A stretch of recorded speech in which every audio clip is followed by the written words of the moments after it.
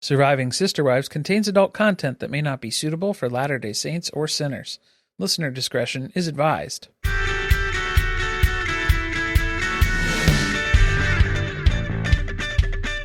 Hello and welcome to Surviving Sister Wives. I'm Corey. And I'm Carly, and we're back with Almost Married. This is Chapter 3, pages 52 through 60. And this chapter is called April Flowers Bring What?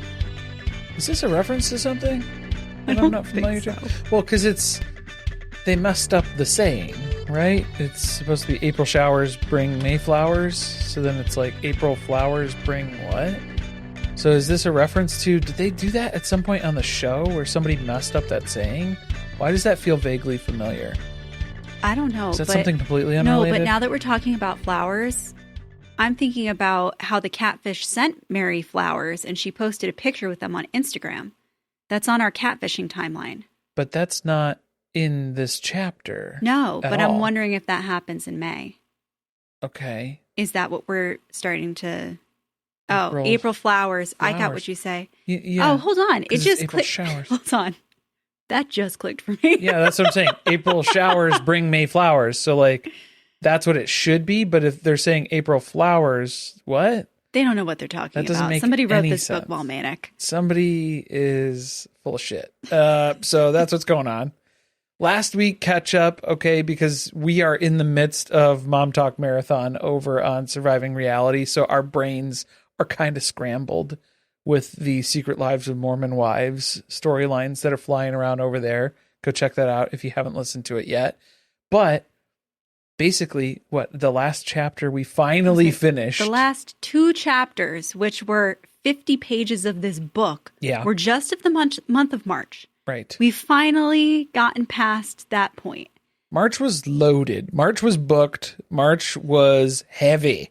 And everything happened. Literally everything in the relationship, because it was all just kind of trauma dumped out in front of us here to keep us engaged to read through the rest of this book. Because we're about like a third of the way through the book. Was just those first two chapters. You know, I'm getting tired of waiting for this whole plan about how Meri's supposed to leave Kody and the family. Yeah, they keep alluding to that because they kind of started with that last chapter. And then now we're getting into it again where they're still working on this plan. Because, like, between running 6 businesses, which Sam claims he's doing.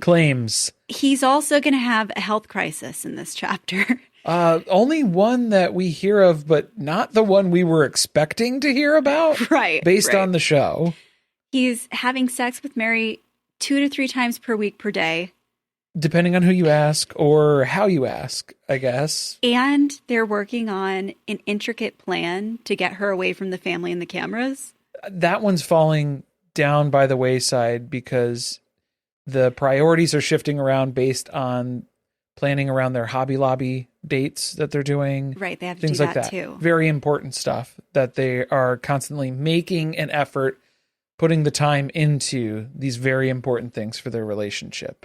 So we start off with their 1 month anniversary, but that's kind of up for debate because this is the second time the catfish, or maybe the third or fourth time, has mentioned that they started talking in like January or February, not the March date where the book starts. Oh, okay. See, yeah, it was like they were kind of debating, was it March 1st or was it March 2nd for the actual anniversary date? And then Sam gets so proud how he won out that March 2nd is their anniversary date that they landed on. His birthday. We forgot to wish him a happy birthday, by the way.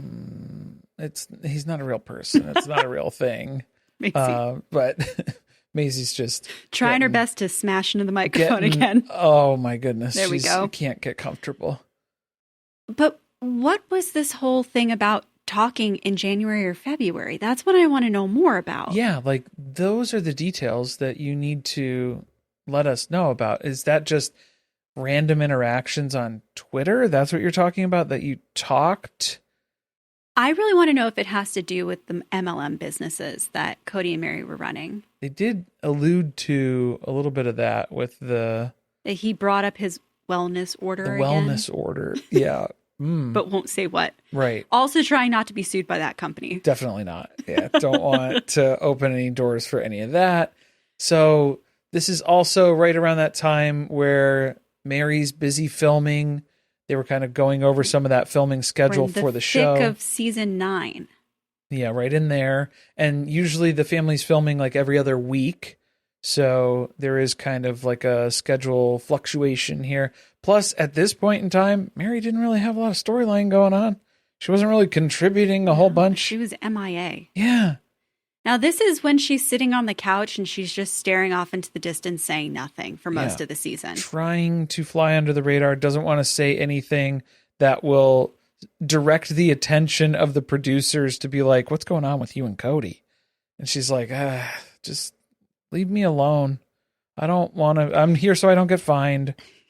And just, I'm trying to get through this, put my head down. Right. The catfish makes it sound like this was something Meri was strategically doing because she didn't want people to think that she was still happy with Kody. So she just kind of stopped contributing to the conversation. Yeah, she just like checked out. And that was kind of her position in the family at that point too. She was just like, I don't really know what else to say. Anything I do say, I just piss people off. Everybody just gets upset with me. I'm not saying anything right. Testing something new out where I just stay quiet. Don't say anything. Yeah, at all. And Robin was there to fill the silences. Definitely. Yes, of course. The shy wife, shy pretty wife. Had a lot to say back then. Sam was very nervous about hot mic moments though. He was like, don't be calling me. Don't be answering the phone. If you're wearing a mic for the show, don't want it. Okay? Yeah. That's so interesting to me. Even though Sam was trying to say in this chapter, I don't really know how all that TV stuff works. Seemed like you knew enough. Seemed like you saw the jinx, you know. You don't want to be Keep caught. those hot mics, out of here. Don't want to be caught up in that. Yeah, it just makes me wonder because, okay, again, they're making it sound like the concern was coming from their end, from the catfish's end, that if Meri was to get caught on a hot mic saying something, that maybe production would then look into who he was, or, he didn't want his business on TV.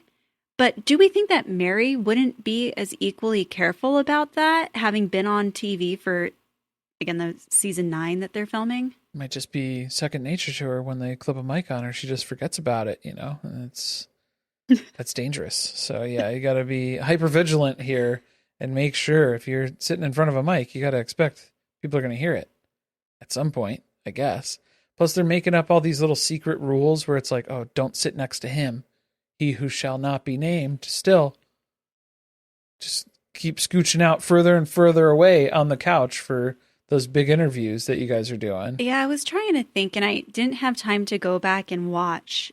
But I know they always kind of change the order in which they sit on the couch. It's not like it's shuffle. the same every season. Yeah.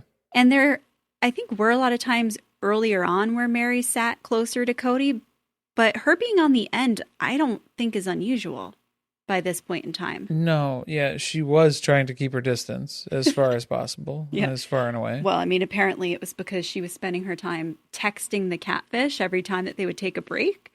Yeah. So she had to be on the end to stay away from everyone so they couldn't see what she was doing. Yeah. And it's a good strategy, I guess, if you want to keep things dangerous, though, if you're sitting next to Robin, because I'm sure Robin's probably looking over your shoulder reading your text. Yeah, she's big on looking over the shoulder. So you got to be careful with that. But that's why she got the little cover, because we saw that when we were doing our rewatch on Patreon, was that Meri got a new phone case at some point that had a cover on it so that she could close it so that when she got texts, you wouldn't see anything pop up. Okay. So maybe she strategically used that, to shield when she's texting so people can't see what she's typing. Well, that's because she's Sam's Meri now. She's not Kody's Meri anymore. That sentence creeped me out. Yeah. Well, for like a number of reasons. Yeah. Well, the catfish is like, she wasn't his anymore. She's my Meri now. What does that mean? It was like the Duke in Moulin Rouge. She is mine. Sort of moment for me is what came to mind. Yeah, I didn't like that. Weird. Yeah, didn't like this that. like possession of her. Yeah, and that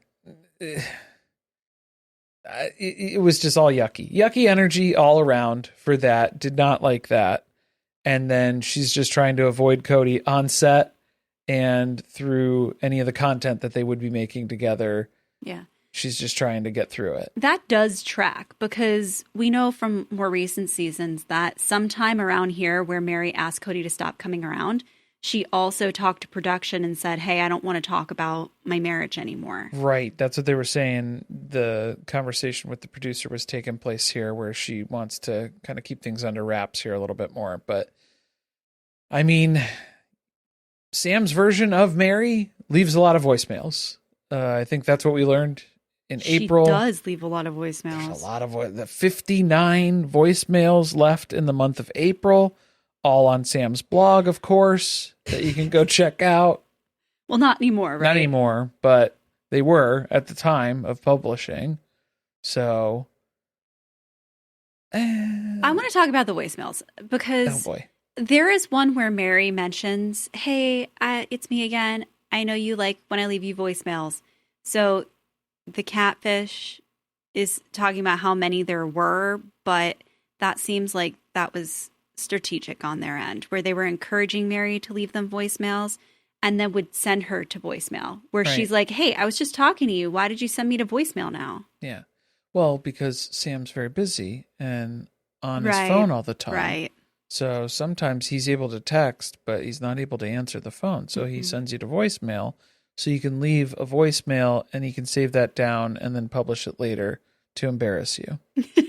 That's the real strategy here. That's what it comes down to. I forgot he's running 6 businesses simultaneously. Yeah, there's a lot of business talk that happens on the phone. And then we find out Sam and Meri have a little business agenda board meeting sort of code word phrasing that they're going into. They're talking about the sex. The sexing is through business speak now. Corporate lingo. They're going to have to circle back on that.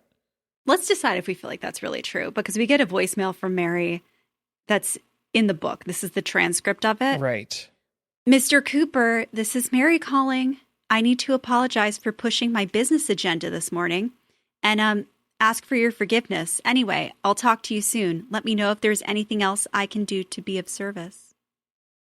No, I don't think so. Okay, well, here's what I was thinking about, because it's like the things that we're seeing is where it's like, yes, Meri left a lot of voicemails.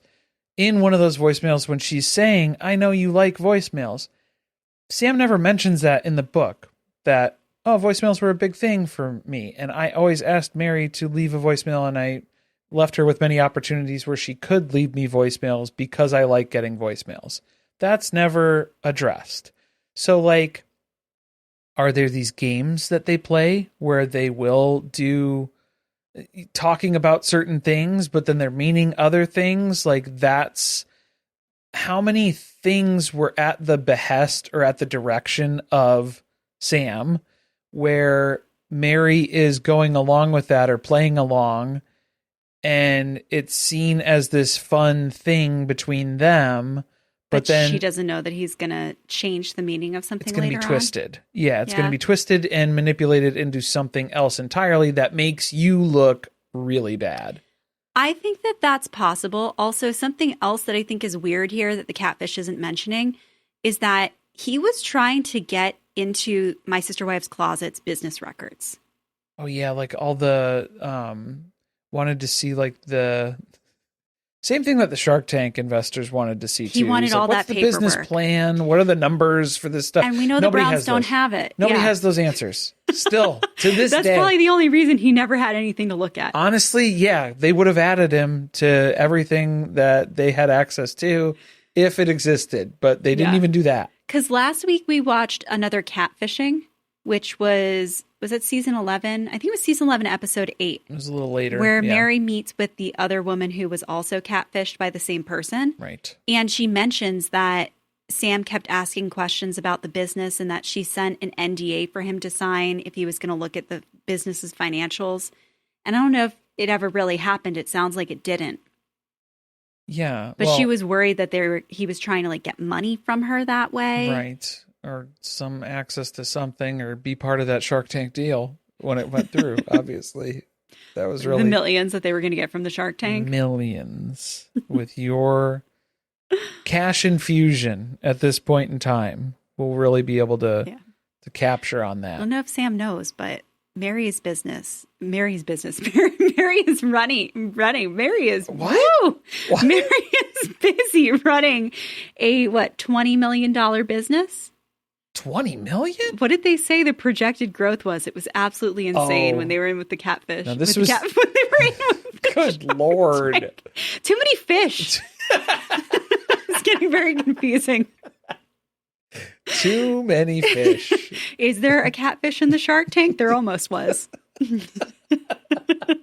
How dangerously close we came. I mean, that's the book we really all wanted, right? Was the catfish telling us all about the financial dealings and conspiracy theories behind my sister wife's closet. That one would be called Almost Audited. Apostrophe ED at the end of it. A New York Times bestseller. Of course. Co-authored by Robin Ellis Brown. Yeah. It's another one on her list, definitely. I love how even just mentioning the business agenda board meeting talk, Sam's getting all hot and bothered and like, oof, remember how good that section was? I'm just thinking about it right now. Wow, it was really good. Do you think that they were sexting, though? Yes. I do. So that's what I'm saying is like when they're talking about, oh, we had sex, it's like, okay, were you guys having like phone sex? And now you're just saying you actually had like intercourse together in physical proximity? No, like I don't think that ever happened. Do I think you guys were doing stuff on the phone together? Yeah, I do. Me too. I really, really do. Which there's a voicemail at some point in here that we're going to get to where I think that's exactly what was happening. Yeah. Okay. So while all that's going on, hard shift into in early April. Let's give them what the book says, because it's like talking about all this great sex that he had with Meri and how he's like reminiscing on it as he's writing this. Right. Then I had heart surgery. In early April, I needed heart surgery. What? I'm sorry. Like, I don't think you should be having sex 2 to 3 times a week per night or whatever the number is. He's kind of blaming all of the physical activity and lack of sleep on his health decline. It's physical exhaustion. His heart's breaking down at this point. This man's fallen apart. And his body just is about to give up at this point. And he's at his final recourse, which is surgery, open heart surgery, I can only assume. He was perfectly healthy last month. Perfectly healthy. Very fit, because working out all the time, 2 to 3 times a day. He finds per time night. to take a walk 5 days a week for an hour in the morning. Yes. And then there's workouts that are after, because, very fit, very trim. And he doesn't eat anything with a face. He's vegan. But specifically, I don't eat anything with a face, which was weird for me because that's the second time I've heard that in my life, because I worked with somebody who that was their rule. That's usually what they go with for that explanation. Well, I always think about that for composting, when it's like, you don't compost anything that has eyes. Yeah. Yeah. Because then that's like rotten meat. Then that's it. Let's not get into it. I don't want to think about it. No. But you could do like eggshells. It's like that. Yeah, you could do that. Eggshells don't have eyes. Yeah, there you go. You can use that for composting. To be honest, I mean, I don't really know how to compost, but from what I understood, it would be like your leftover fruits and veggies, and like I wouldn't think to throw a scrap of meat in there. Yeah, you don't want to do that because that's no good. Would you attract like other animals? You could, yeah. And then also it's not good because like it mixes in. It's not making compost soil then of like what you're trying to do. That's something else entirely. So don't get in that. PSA. Yeah. From people who don't know anything about composting. Right. I've never done it. I've just read about it.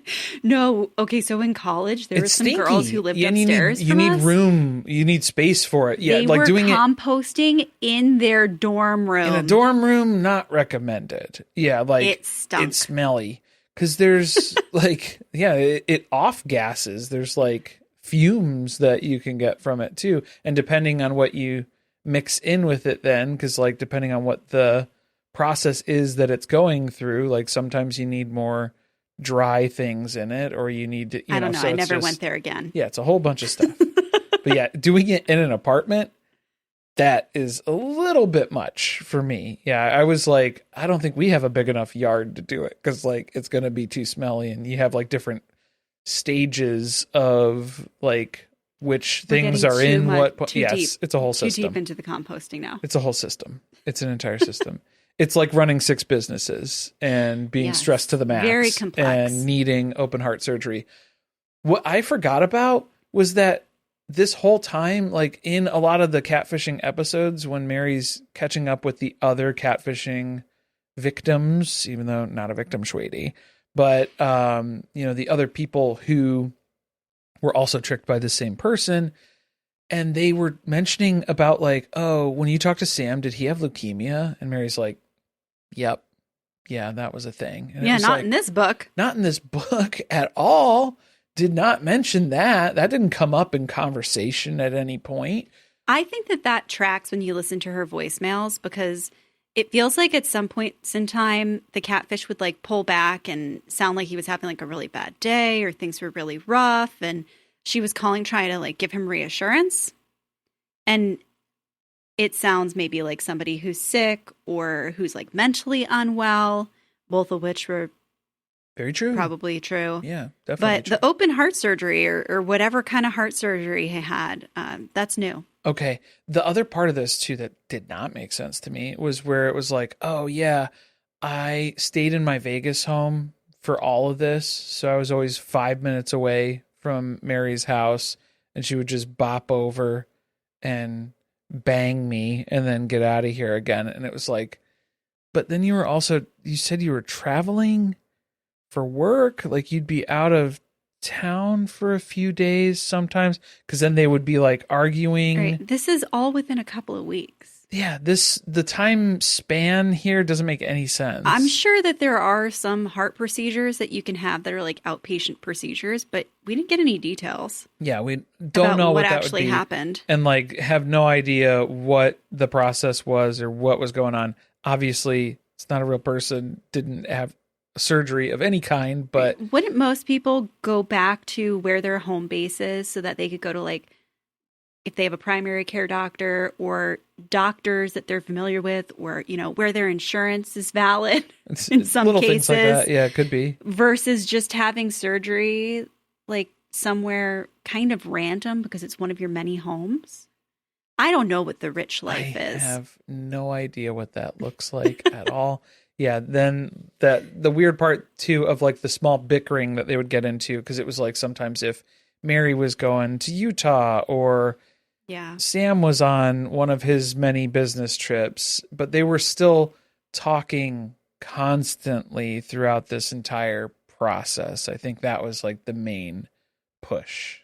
I'd really be interested to know if the catfish would bait Meri into arguments when she was going on trips. Yeah. Because it's like you're not in the controlled environment where I like you, where I'm able to contact you pretty easily on a regular basis. When you're out and about around other people, or maybe under the influence of other people who might find out things that are going on in your life. Being Sam's Meri was something that was already mentioned here, the possessiveness. So that could definitely be a factor here. Yeah, I think if I was Meri, I would feel really grossed out, like thinking about being isolated in my house alone, that's how this person got to me and where they liked me to be stuck. Right. And then having to go back into that house after all this is over, I'd want to move. Yeah. A lot of yucky energy. Yeah. It's all pent up, stored up in there. Mm-hmm. Definitely. All right. Well, before we get into the Cardboard Regatta drama, if you're listening on the public feed, we're going to take a quick break for just a couple of ads. We are an independent podcast, so these sponsors are one of the ways we're able to keep making episodes every week. So if you'd rather listen ad-free, you can get that, plus a whole bunch of bonus content and a few other perks by supporting us over on our Patreon. Check out the episode description for the links. The Cardboard Regatta. The Cardboard Regatta, Now, April 12th, 2015, a day that will live in infamy. we obviously saw the Cardboard Regatta race on the show and all of the preparation that led up to it, but we didn't see the psychic reading that apparently happened. Where was the psychic reading footage? Please and thank you. Production, do you have any B-roll from that day that we might be able to corroborate this? Get eyes on this person who gave Meri her reading here. Now, Sam claims that Meri decided to go get this reading done. And was it tarot cards? I don't know what he mentioned. No, it was like a psychic. It was just a psychic reading. A psychic Not to reading. say just a psychic reading, but different from tarot A cards. reading, yeah. And this person sees a 6'6" smiling man with a good heart who has been put in Meri's path to change her life. Gonna change it. Yeah, this is like the destiny aspect here that's coming to fruition. And you will have children with him. Plural, not just one. Multiple children with this 6'6" man, specifically. Not to flex or anything, because Meri's looking for a man in finance. 6'6" doesn't exist. 6'5", blue eyes. I had to do it. That feels like forever ago on That was TikTok. a long time ago. Yeah. I don't know if this really happened. The psychic? You Yeah. don't think that the psychic reading happened? I mean, You don't think that Meri would go to a psychic? what I want to know At the Cardboard Regatta? is Or is this just spliced in from something else? When did It they could be. do that psychic reading for wasn't that Leon's, before Leon went to school? That was Leon's graduation party? Yeah, so that would have been a couple seasons ago. Like Okay. pre-Catfish. But it was in Vegas. Pre-Catfish though. Yeah, it was in Vegas. Well, okay, so we know they're open to it. True. This isn't something that Meri would turn her nose up at and like pretend like it's I just something want to that's know beneath her. if the catfish is so devious that they would somehow get in contact with someone who claimed to be a psychic and feed them this information. You think it was Jackie who rolled up here? Maybe it was Lindsay dressed up Lindsay. as a pirate at the Cardboard Regatta, Yar. giving psychic readings He really to loves just you. the Brown family. just a Meri. No, we're closed after this. We're not. No other readings for today. Definitely, that's what's going on. No, that's not even the best part. The best part is this person looks at Meri dead in the eye and is like, "You have." Oh no! This wasn't. Sam had a psychic reading, right? Sam had. I'm getting them crossed together. Yeah. Because now Sam is Sam's so like- inspired by what the psychic at the Cardboard Regatta said The Cardboard Regatta psychic. that he then finds another psychic to go to and gets his own reading. Are they part of the same union, or like is it, is it the same? He's also in Vegas. I mean, drop Yeah, the deets. That's what I'm saying. Where'd is you where it's go? like, You went on where? the strip? Where'd you go? I need to know. I need to know these things because now I need to go check and see. But this psychic claims that Meri, the woman that he's seeing, has intuitive powers. She just isn't using them. Right. She has a shining ability is what we're talking about here, basically. I'm calling bullshit. We know if anyone in that family is shining, that it's truly It's Grace truly. Brown. It's Truly. And Christine By sort of. proxy, while pregnant with Truly. It was mostly channeled through. Yeah, it was like her channeling Truly. Mhm. In She was those an moments. oracle during those years. Right. Oh, yeah. Yeah. Those years. uh, Those 40 weeks. takes 9 months to make a baby. That's not my baby.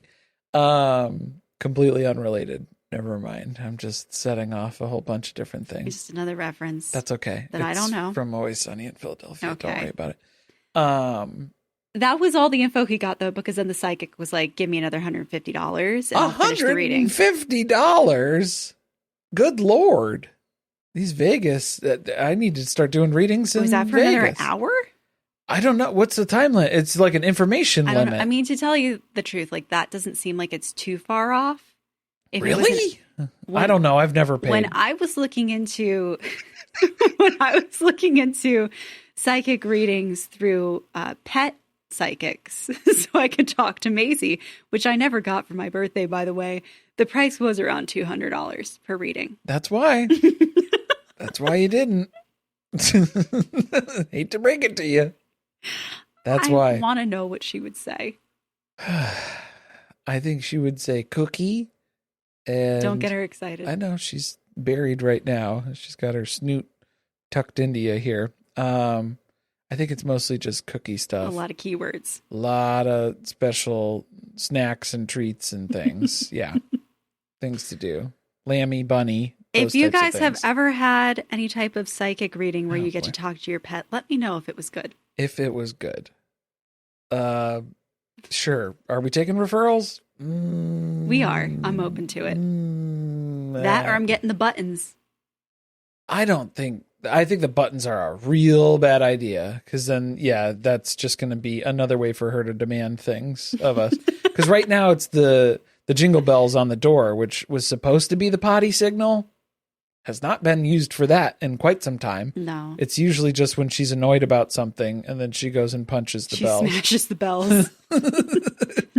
Just to add some emphasis so that we know. She's very upset.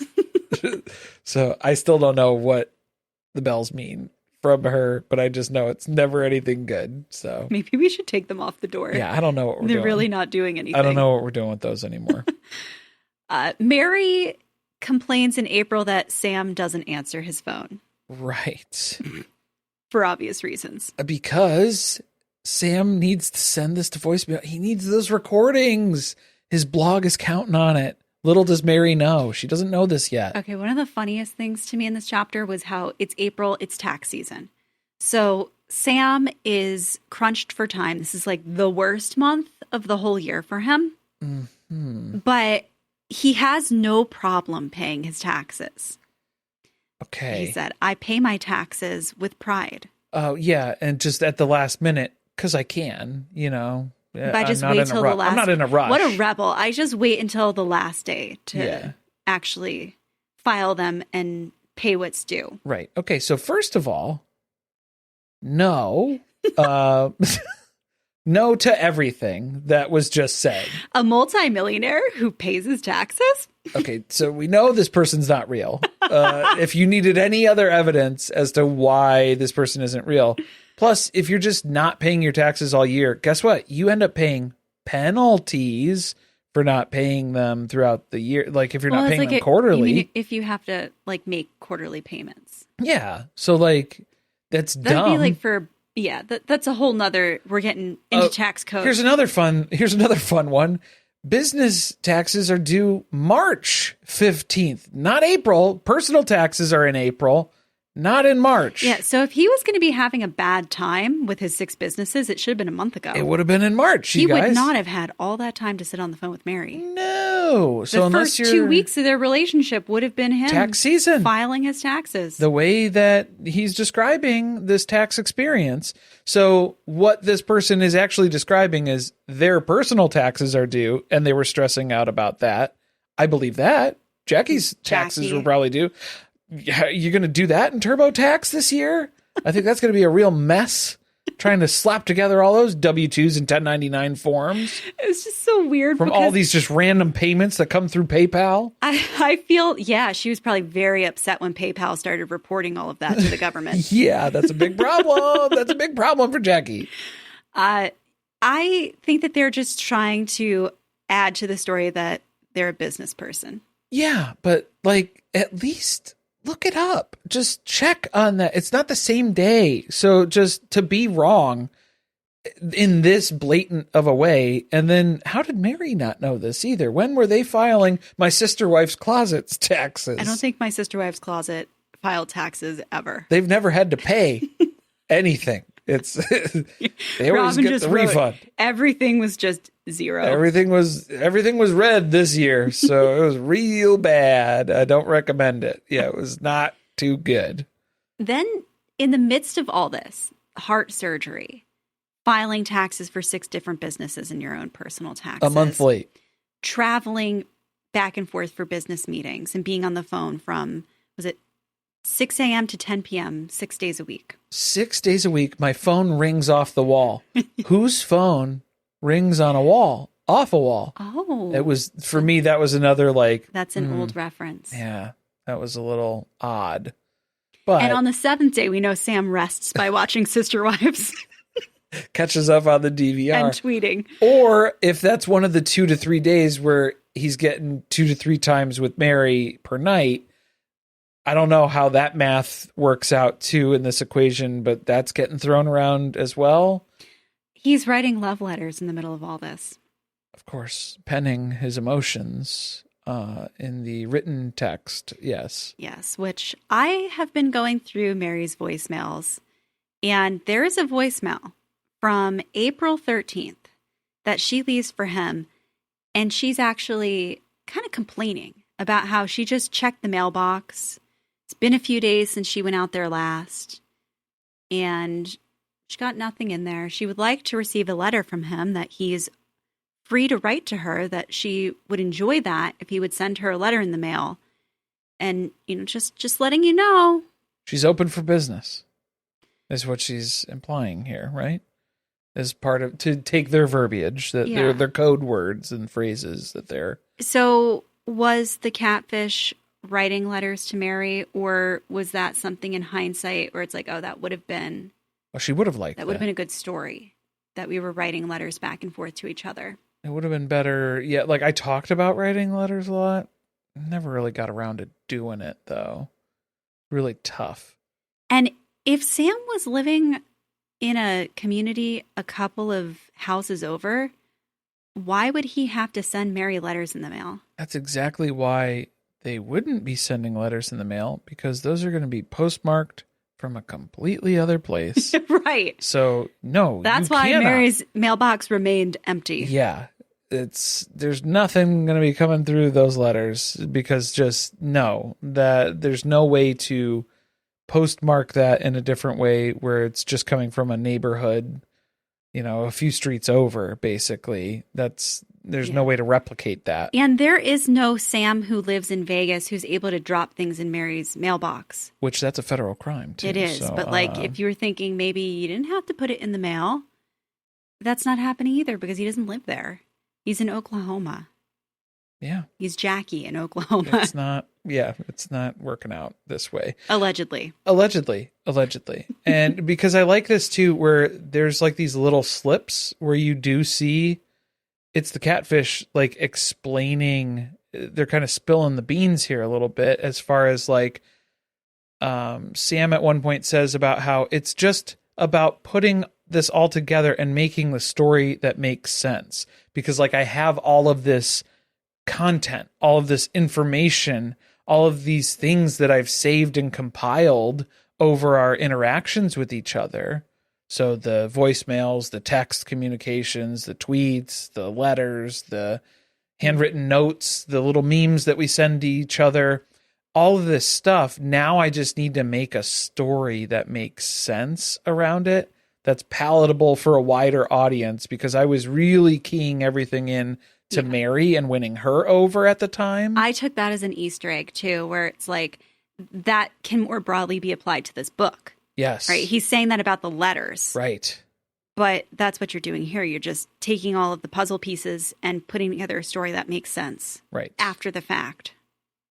Okay. The other weird thing about the living in the gated community 5 minutes away from Meri's house is that now Sam is fantasizing about buying a house for Meri that's in his neighborhood, in his gated community.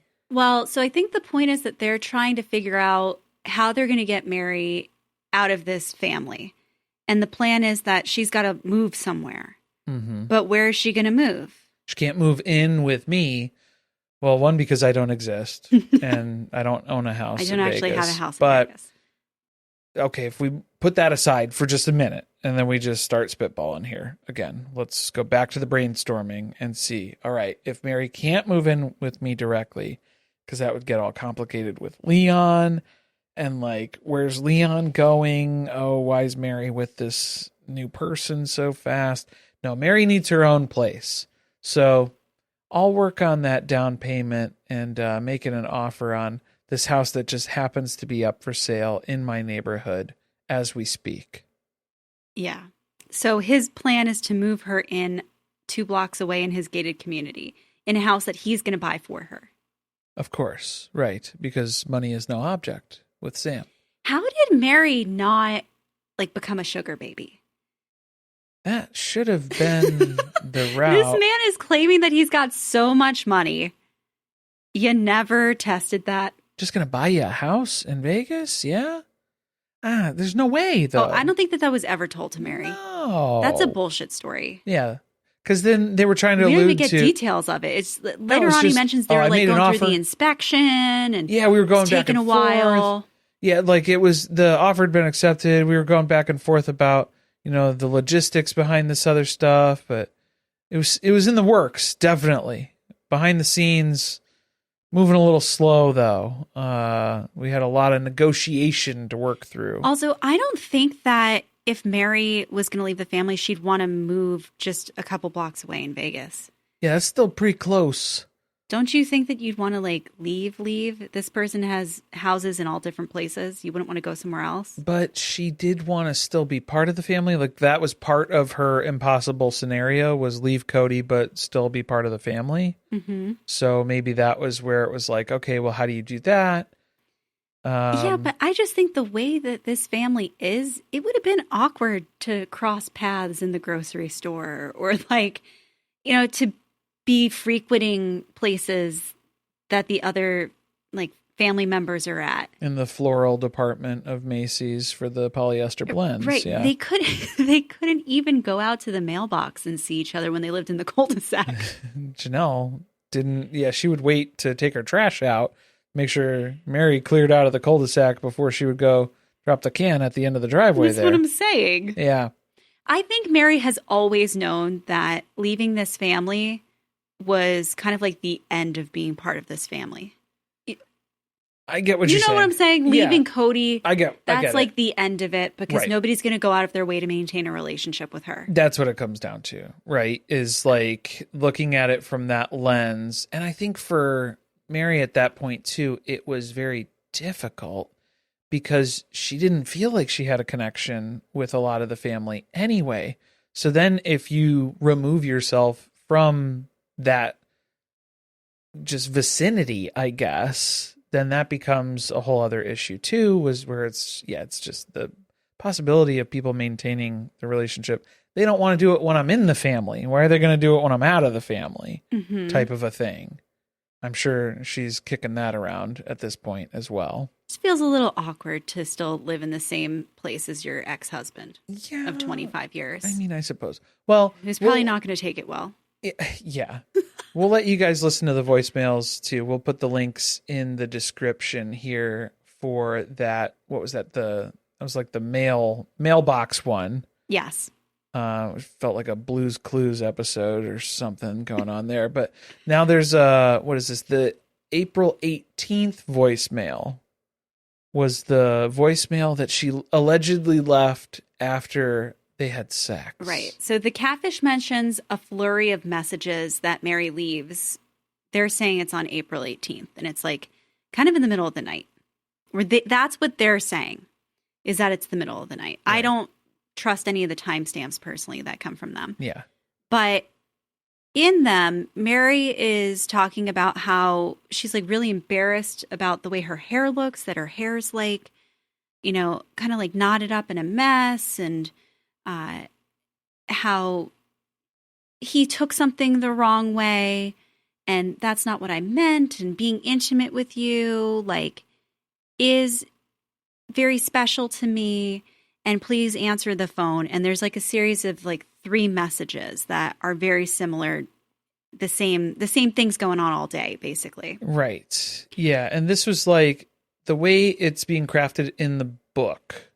So Sam's perspective that he's telling us what happened was that they had sex, they were laying in bed together, and Meri said something that Sam interpreted as a comparison to the husband who shall not be named, Kody Wynn Brown.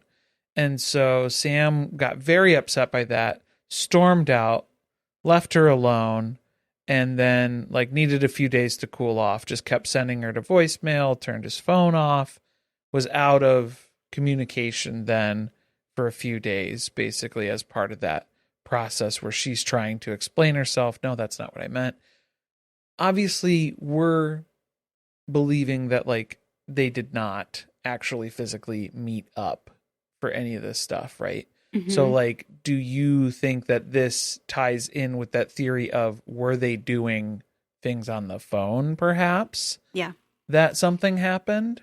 Okay, this is my interpretation of it personally. I think that they were on the phone.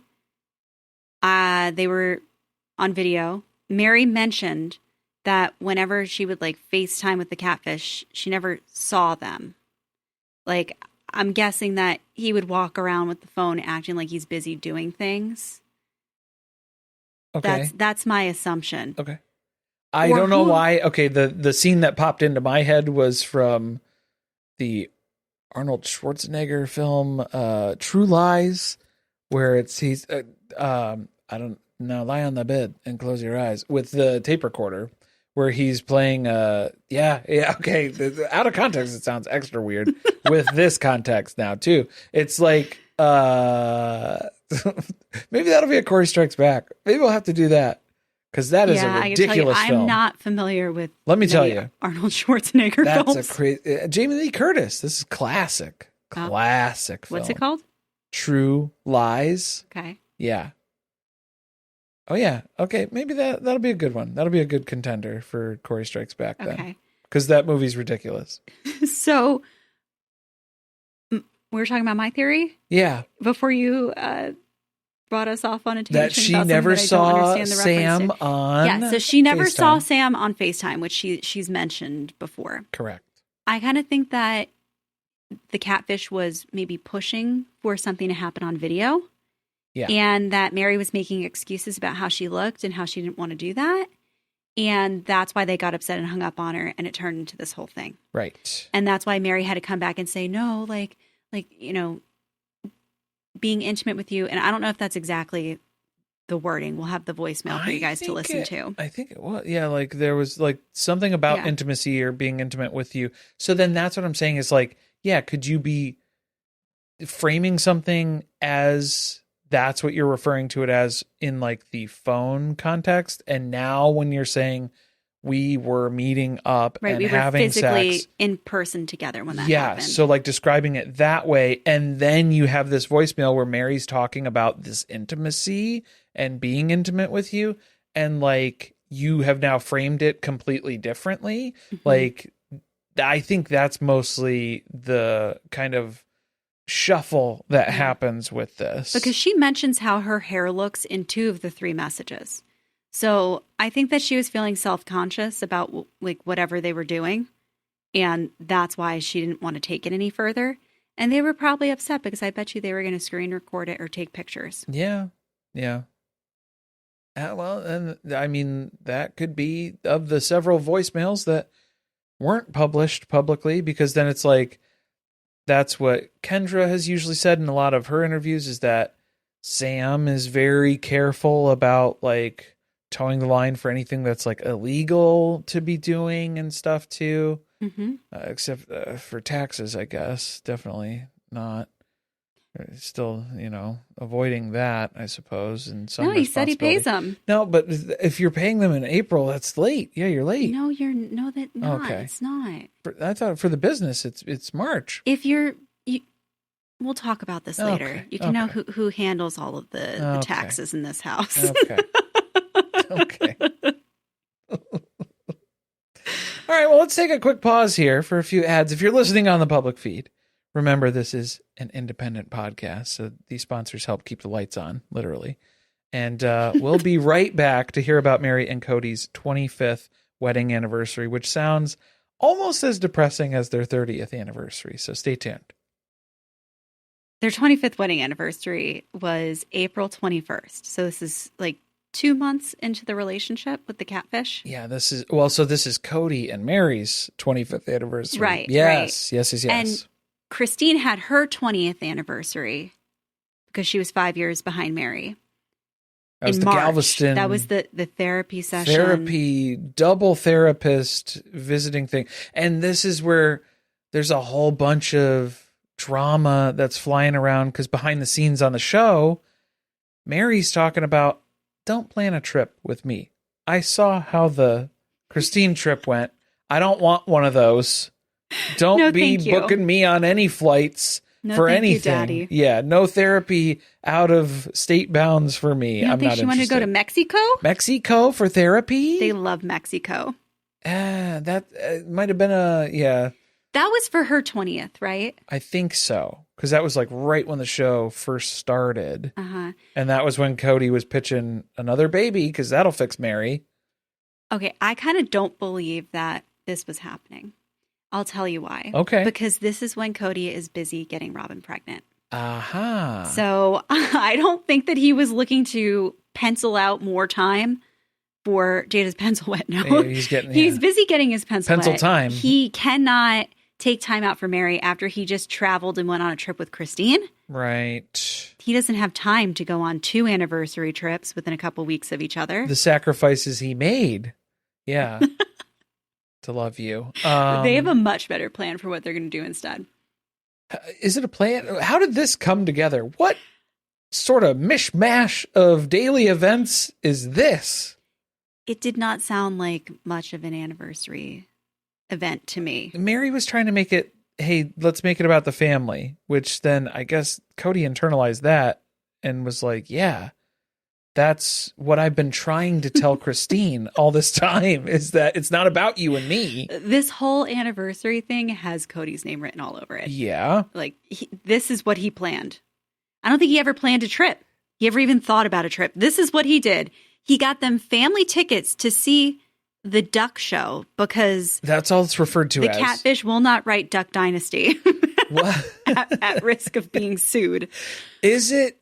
Well, and then at that point too, it was like, is that what they're talking about? Are they talking about tickets to Duck Dynasty show? Like a live show? There was a musical about Duck Dynasty that ran for about a month in Vegas around this time. That is what I believe they're referencing.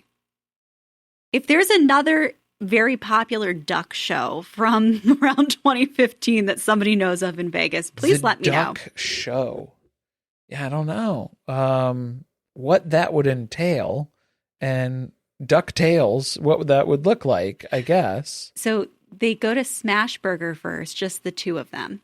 Then they swing by the box office to pick up all the family tickets. And Kody buys some coins for her, some commemorative coins of some sort for their 25th anniversary. And that's what they did. Then they go to the show with the family.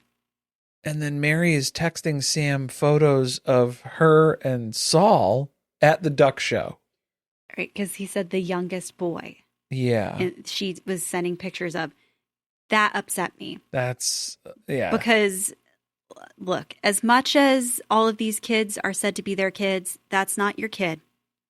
And you're sending someone you don't know pictures of a kid in your family. Right. Yeah. That's weird to me. Yeah. Okay, let's back up a couple of steps. Smashburger? Uh-huh. Smashburger. Of all the places that they could go to eat on the strip, they went to Smashburger. In Vegas. You're not hard pressed to find places to go in Las Vegas, especially if you're already going. That's how little he cared. Smashburger? I feel like he's also, when I'm saying he now, I mean the catfish. Switching gears. Okay. I think the catfish also wants us to feel like this is how little Meri was invested in the relationship. Yeah. But I think it's actually a reflection of how little Kody cared about their anniversary. What commemorative coins would there be? Is it like anniversary coins? This is a thing. Have you not heard this about Kody?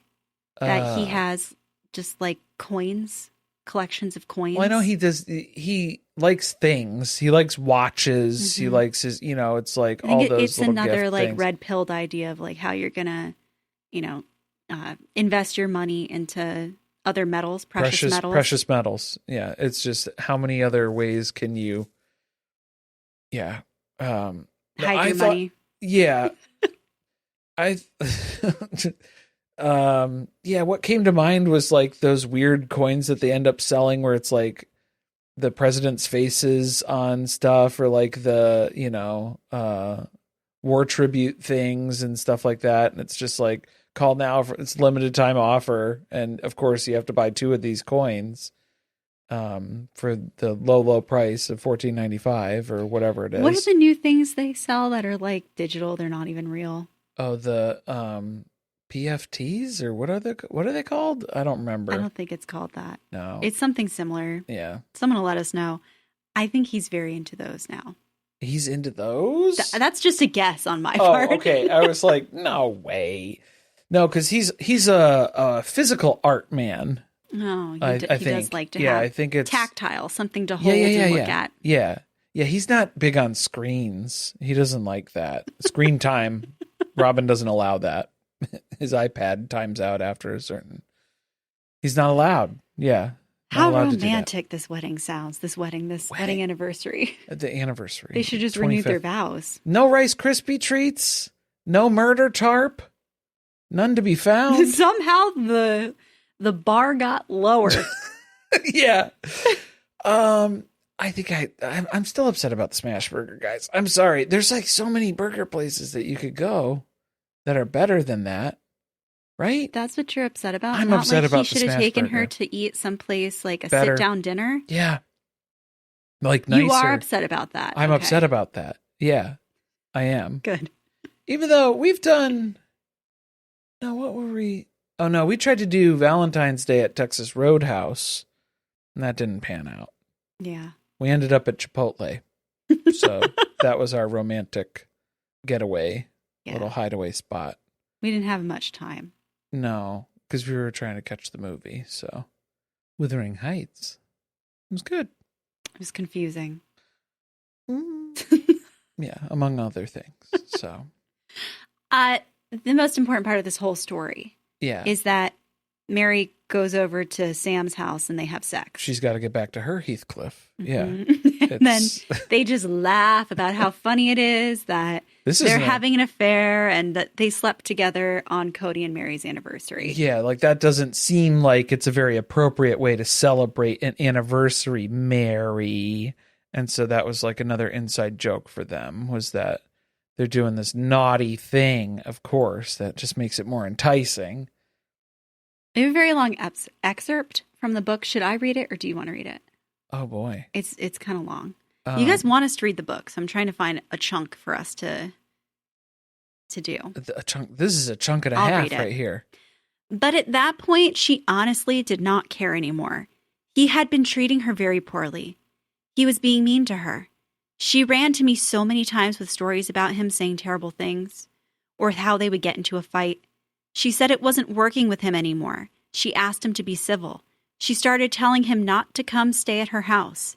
He was not coming over every 4th day. It was longer times than that.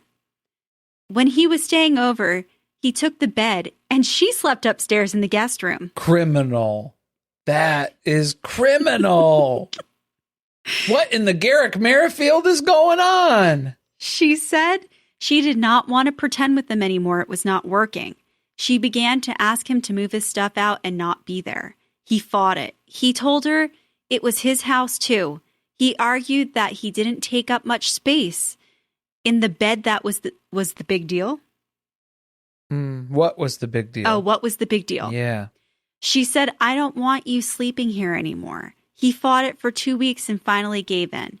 He told her to contact her. Yeah.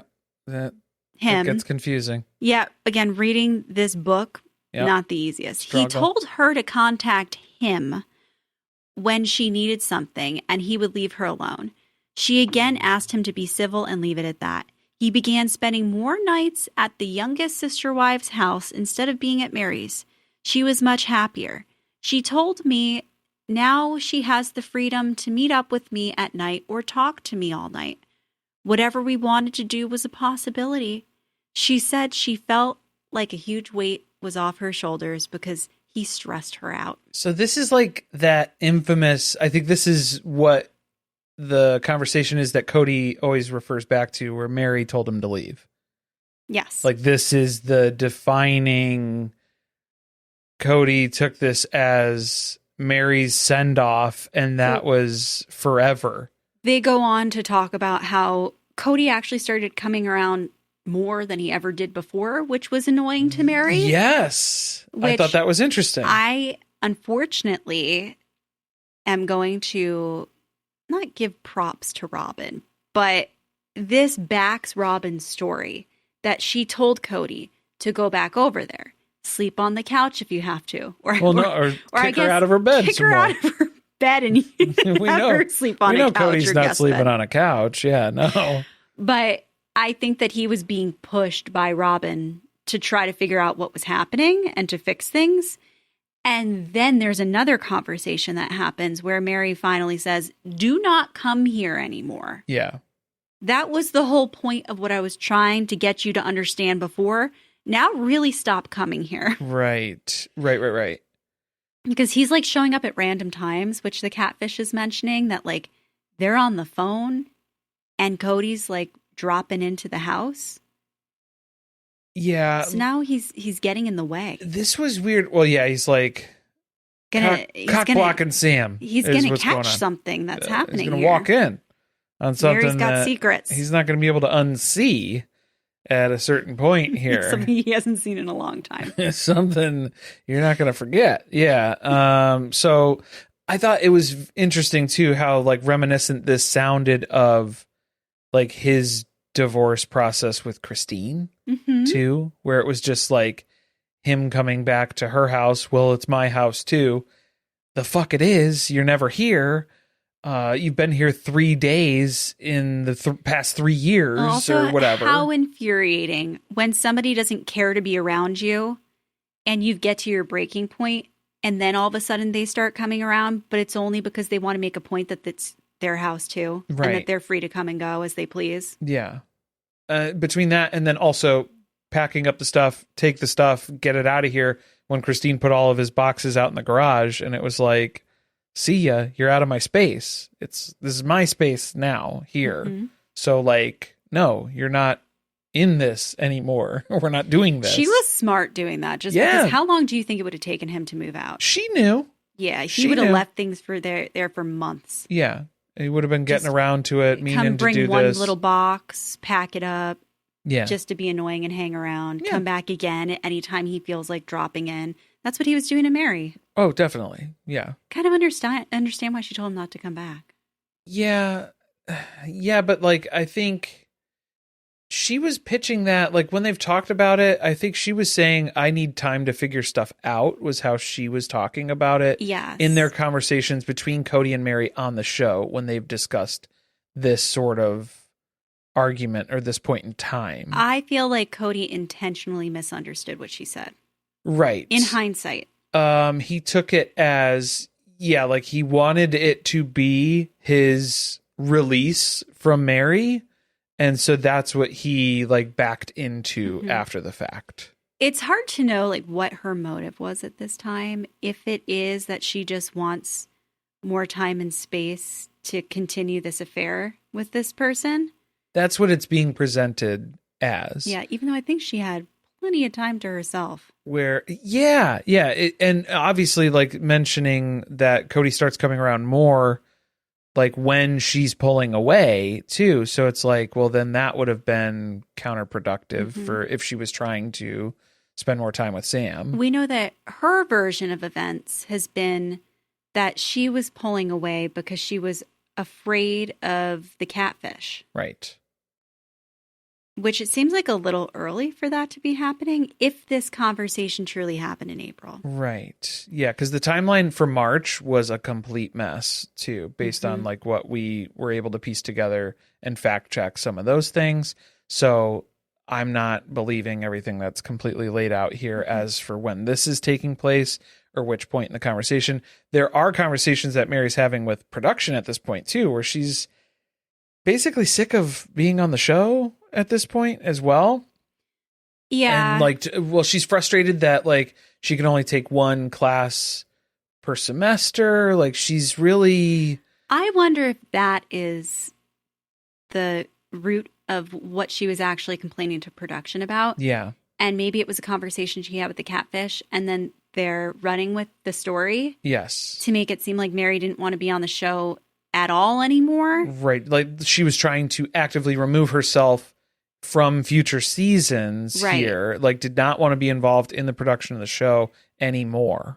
I think maybe she was frustrated because she wants to go back to school. And basically what they're saying in the book was that there was only enough time because of the filming schedule for Meri to take one class at a time. So, yeah, it's going to take a long time to get a degree. It's going to take a very, very long time at that rate.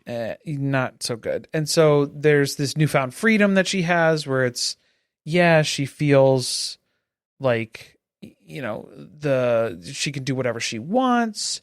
She can say whatever she wants. She can talk to Sam whenever she wants. She can wear whatever she wants. That felt a little weird. A little specific. Christine's book, she talked about Kody having a lot of opinions about their clothing. Yeah.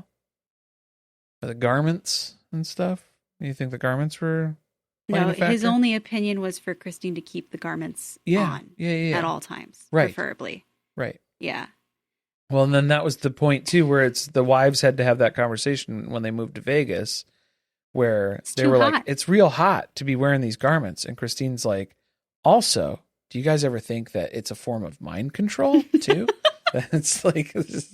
that it's the patriarchy and it's occupying our mental space by making us feel self-conscious about our bodies? No, not everybody reached that same conclusion. Not everybody has the vision. Not everyone was, they were just like, it's hot. It's hot. It's hot. It's very hot outside. Janelle was in a very BJ from Suddenly Amish mode where she's like, I'm hot. I'm going to need to go to the hospital. I'm not wearing these. Yeah. Not interested in this anymore. That would really annoy me, though, when this person's not even really invested in your relationship, but then you're trying to tell me what to wear. Kody, like, you have opinions about what I'm wearing? I guess so. I guess that's what's going on. Do you think that he still has opinions about clothes? Is he picking out Robin's floral polyester blouses? It would explain why nobody was ever in their right color season. If Kody's been making those picks along the way here, because Robin sure does love all that purple, but that's not her. The shade's off. The shades are wrong. Incorrect. On that, yeah. Robin loves to wear a jewel tone. You know, the darker, the better. It's not the right look for her. It's not helping. No. The muted colors. That's what she needs to be shopping her hair for. look dark. Her eyes look dark. It's giving her dolly eyes. That's what she's going for in the end, really. She likes that. It's a good look for her. She's into it. So then Meri starts to kind of like lay the groundwork for leaving the show. Yes. According to the catfish. Because she was being really quiet at first, where she wasn't saying a whole lot on camera. Now she kind of switches things up and she starts making jokes at Kody's expense in front of everyone, which is fun because her sister wives cackle. Oh, yeah. And like they enjoy her presence and they laugh and they laugh. I wish she would have talked to Christine more during this time because then they both could have ganged up on Kody. Man. Robin, too. Robin, when she got pregnant. Oh, yeah. She had a lot to say. She was ruthless. That was what was going on there. So then, yeah, that could have been 3 wives just all ganging up on Kody simultaneously. That would have been so nice. That would have been great, actually. This, I don't think it's for the reasons that they're trying to say, because they're making it sound like this was because Meri didn't want people to be shocked that they're in such a good place on the show in their relationship. Oh, yeah. And then next season, she's like left and she's not with him anymore. Well, yeah, it's the basis of the show was supposed to convince everyone that this super special family is just a normal family. And now that's all fallen to pieces here, too. It's just kind of breaking that illusion, and we're losing all of the trust that we've established in this wonderful series so far. Do you think, though, that it's just a reflection of where her relationship was at with Kody? Like the status of like her, where she was at for wanting to leave the show? No, like their relationship's bad, so she starts saying passive aggressive things to Kody. Well, that's kind of her move, isn't it? Yes. That sounds like our girl. Yeah, rather than saying it's like a calculated way for her to lay the groundwork for a story of how she gets off the show, that's kind of just who she is. I think she was just snarking out. Yeah, I think that was really the majority of it there. So if this is what all happened in April, what on earth could happen in May, Carly?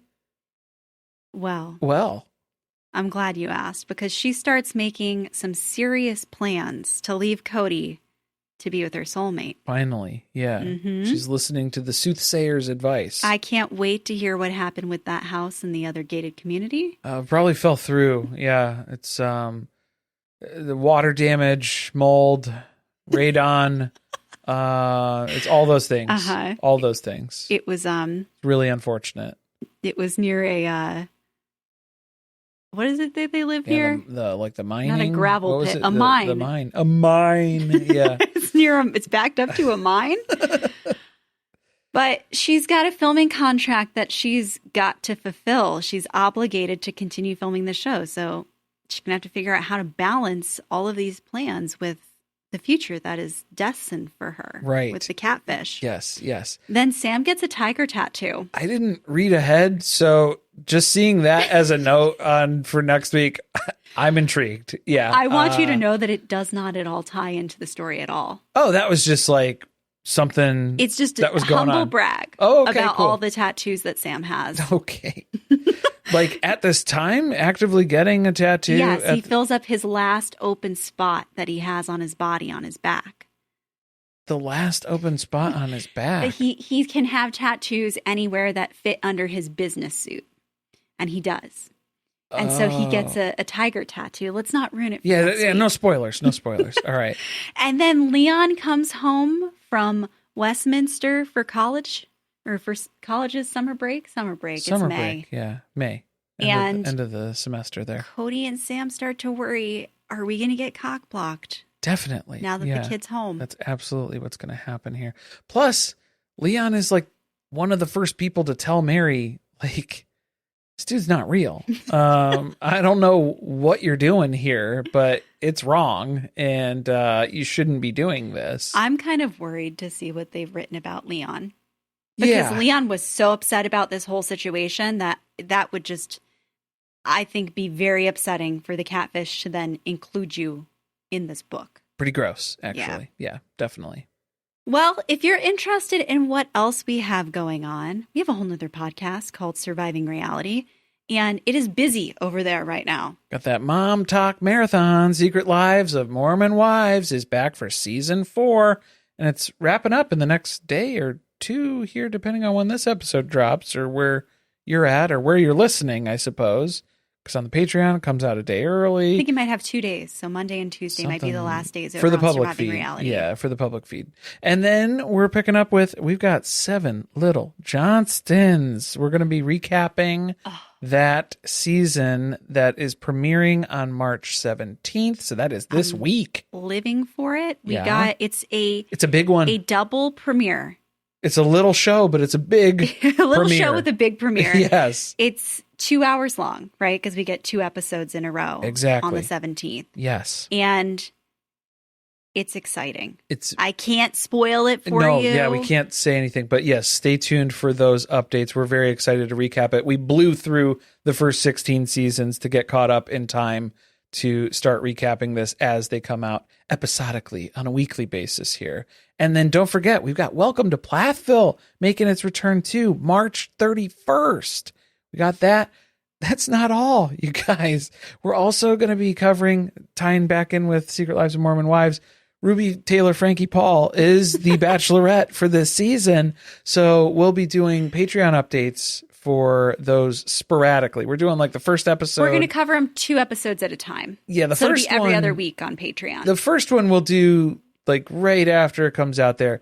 And then we'll kind of go every other week after that and just kind of keep everybody updated as it comes along. So then the first episode of that will drop on the 23rd. Something like that. I don't remember off the top of my head. But yeah, it's right in there. Definitely. And of course, if you just want everything in one place, you can do that over on Patreon. You get all these episodes ad-free, early. You can sign up for the video tier where you get to see the two of us and Maisie recap all of these episodes. The super fan tier is now available on Patreon, you guys. It was a little delayed from the launch date for the Patreon shift at the beginning of March here because I had to manually go back and add that tier to every single post that we've ever posted on the Patreon. Which is like over 1,000 posts.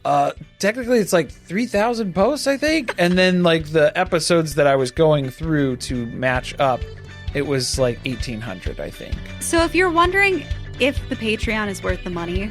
There's a lot of stuff on there, you guys. I saw it with my own eyes the whole time here. Because it took a couple of weeks to get that up and running. But that's up and running now, too, if you wanted to check that out. Other than that, what else is going on? I think that's about it, right? I think Maisie's zonked out. That's it for now. Yeah, she's pretty much done. Oh, my goodness. Yeah. Thanks for listening. See you next time.